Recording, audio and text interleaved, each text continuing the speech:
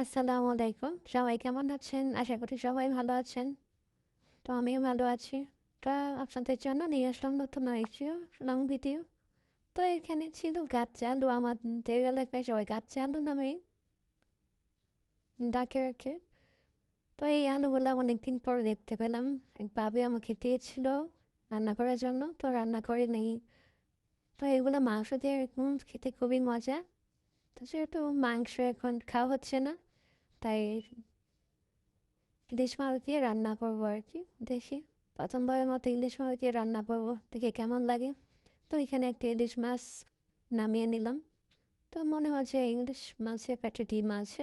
মাছটা ছোট দেখা গেল, তো ভালোই আধা কেজি মতো হবে আর কি। তো এই তো দেখতে পাচ্ছেন মাছের পেটে ডিম।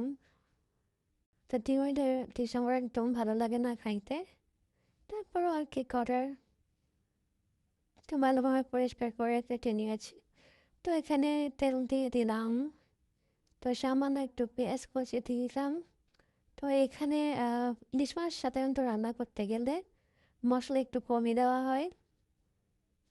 তো হালকা একটু পানি দিয়ে করতেছি যেন পড়ে না যায়। এখানে সব ধরনের মশলা দিয়ে ভালোভাবে কষিয়ে নিব।